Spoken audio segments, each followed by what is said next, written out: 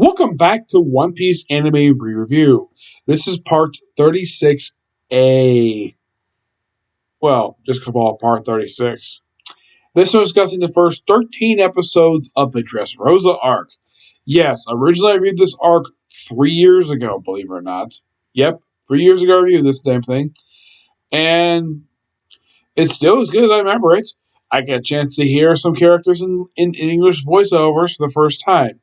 I mean, this arc in just 13 episodes, we're shown a boatload of new characters in just these episodes.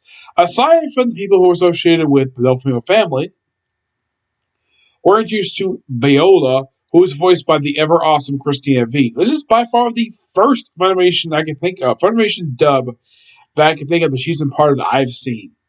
We also see English. We also see other characters. We see the character Ricky. I'm not going to spoil who this character is. He's a gladiator with a mask. We have Rebecca, who, by the way, Rebecca and Violet, for some reason. Yes, because the thing is, Dressrosa is heavily based on Cuba and Spain. So Violet and Rebecca are given Spanish accents. Despite that Rebecca is more of like an English name. Yeah, I thought that was kind of weird. The fact that an English name and the person speak with a Spanish accent. I get Violet. She, of course, makes sense because she at least looks Hispanic. Not Rebecca for some reason. She's basically Caucasian. Yep. We also see the debut of Elizabeth O. The return of Bellamy. Yes, first time this character's been seen since the long road arc. Yeah, it has been a long freaking time since anybody's seen him in the series at this point. Yep, and once again, Justin Cook reprises his role, and he voices him. He sounds different than when he was. His voice is actually more deeper than it was when he last voiced him back in Long Run Road. Oh, by the way, he's a pivotal character in this arc. Yeah, he gets a ton of development, and after this arc, the only time we see this guy again after this is in a 3-part cover story, and that's it for the character. Because this arc pretty much kind of ended the character in a way where Oda just stopped using him after this arc. We also see debuts of the Terratora tribe. They actually make their first official appearance at the start of it. You hear their voice. You don't see them fully until like the episode 640. Yeah, that's when they first show up Leo, who is technically kind of the head of the kind of almost like the chief of the group. Basically, he's the spokesman for them. We also see the debut of King Elizabeth II, who after this arc does pop up a couple times after this. Let's see. There's a few other characters. There's also trying to think. There is Don Gianotti. Him and his grandsons make their debut in these set of episodes. We see Cavish. Bartholomew. Yes, he makes his debut in this arc. Along with Itcho. He's a blind admiral. Who, fun fact about this guy is based upon a Japanese actor because the One Piece series loves having it where a lot of their admirals are based upon real life Japanese actors. That's what Oda basically drives inspiration from. But this guy is not only based on the actor, Japanese actor, he's also based on a character you play, a blind swordsman. And you don't figure out he is an admiral until he puts on his damn coat. Excuse me. Yes, I'm trying to think who else makes debut in this arc. Let's see. We also see the first appearance of Dillinger. Don't hear him speak, mind you, but this is technically his first appearance in these episodes. Lao G, he technically made his first appearance in the previous arc.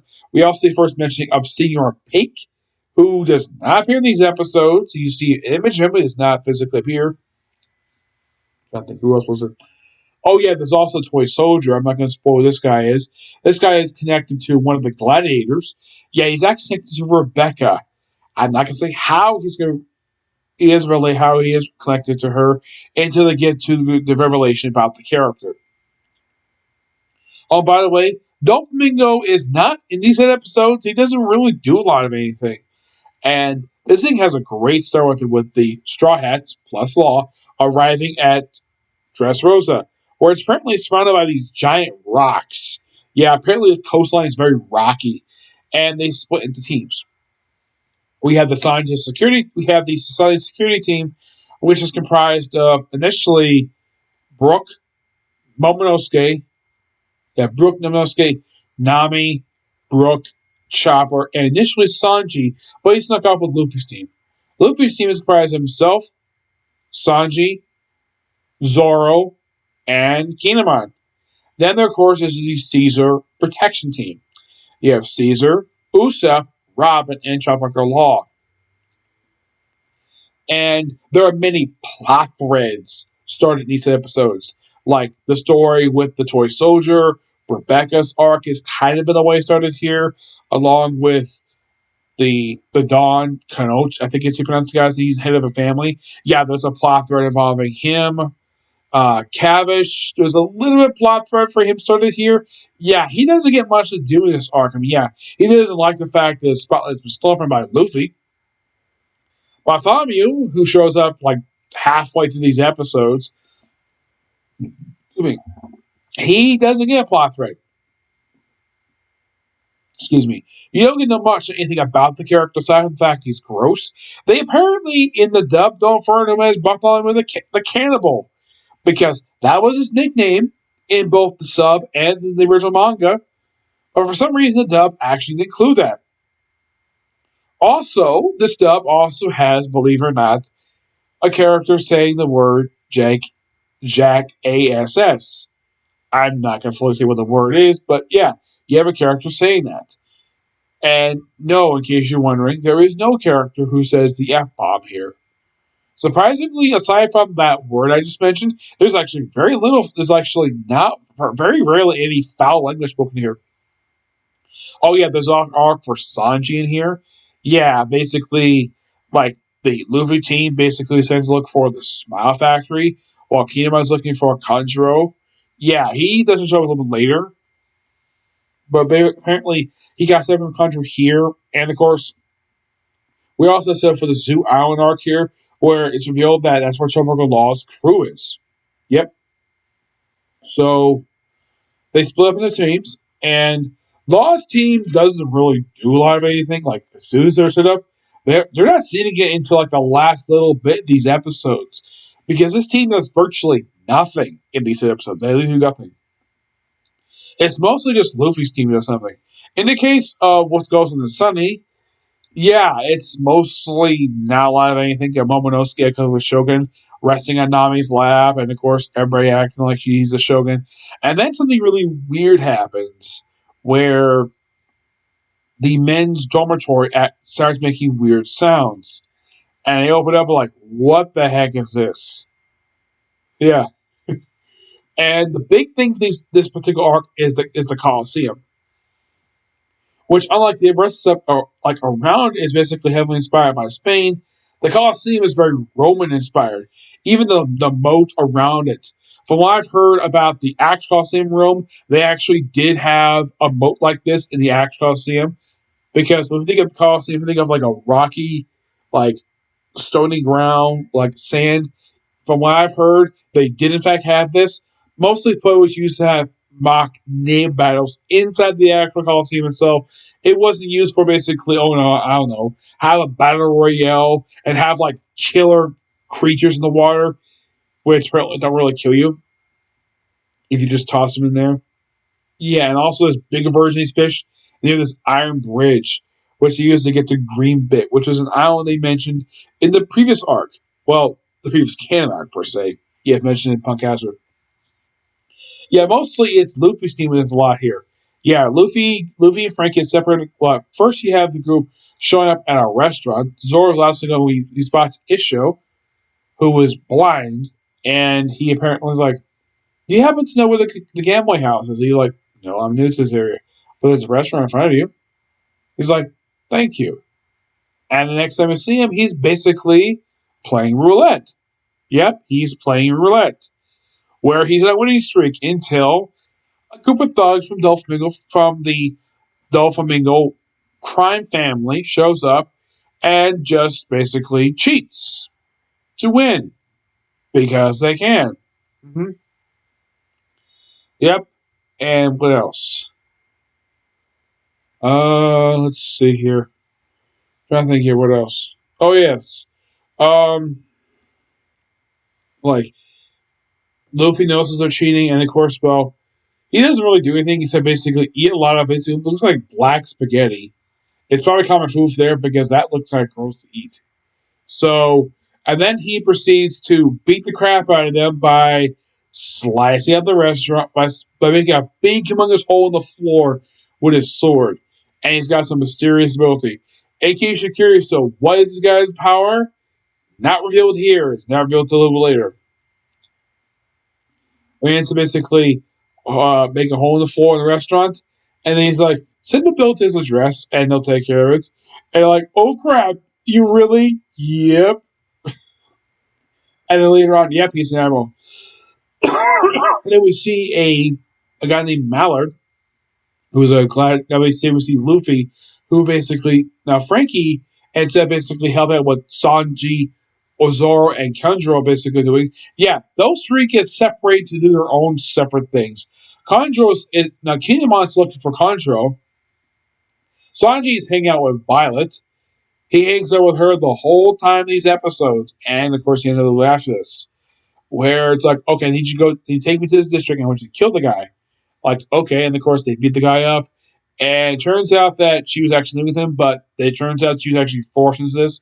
So she proceeds to turn on her own men, and well, then she goes, oh yeah, Doflamingo plans to attack the Sunny, and he basically uses a transponders. Now this is something Zoro finds out later, thanks to the members of the Totoro tribe when they basically stole his sword, and he spends a lot of time just looking around, trying to go in the right directions. There's this place called the Green Garden, which is a place that becomes a pivotal place throughout the second half of this arc. Yep, I'm trying to think what else. In the case with Luffy and Frank here up to, well, they are informed about the Gladiator, like, okay, but the prize is quite interesting. They revealed the prize is actually the flame fruit. Yes, the same fruit power that Fire Fist Ace used. And of course, there's very much mentions of the Marineford arc here. And of course, there's a little bit of Skypiea here as well. Because, like, it's revealed by Bellamy when he runs the Luffy that he apparently went to Sky Island. And then he brought back the Golden Pill, the same one that they offered. So he took it back and apparently lost his whole crew. Though exactly what happened to him is to this day, never explained what happened to the Bellamy Pirates. Yeah, they've never explained it. I mean, it's been several years. In terms of the anime, it's been 6 years since this arc aired, and they've never explained what exactly happened to him. It's implied that he said he kind of died, but there's no confirmation about that. Not at all for some reason. I don't know why, but that's basically how it is. Now think here, what else? Oh, let me think here. I think was anything else I missed. Oh yeah. So Luffy signs up basically as Lucy. Of course, he was also wearing a fake beard. I think he was an old man. So he goes in there sees this guy named he apparently this guy Spartan, who was a guy that no one really liked very much. So he ends up flipping him, and of course the rule is like no fight between the gladiators before the fight going on. And yeah, it was pointed out though, yeah, Spartans started to fight, not Lucy. So Lucy is spared from being expelled, and Spartan is basically disqualified for starting a fight before an actual brawl. And Luffy is sent to Block C, and then of course when you use Cabbage, this is quite interesting. He just shows up, and all the female staff members just fall over in a love daze because they're all in love with him. Then Luffy puts on these various outfits, like makes his special armor, but he hasn't given most of it, keeping only the helmet and the cape and a shield, and that's pretty much it. Because he has a pretty cool looking attire, and of course there's also some katanas there too. I wouldn't be surprised though if he had some of these katanas taken like with him when he left the stadium, and he probably just took them and just basically just put them away someplace because I'm sure these are swords Zoro would love to have, but he's got three swords anyway. So, so what's Frankie up to? Well, he talks to Toy Soldier, and Toy Soldier reveals stuff about what's basically the main thing the Triad's here for is to destroy the Smile Factory, the factory that makes the artificial teleport powers. And of course, Luffy goes, "Oh yeah, Mom, did you fly?" Like he doesn't remember at all. He just remember basically forming clouds, make it fly. Yep.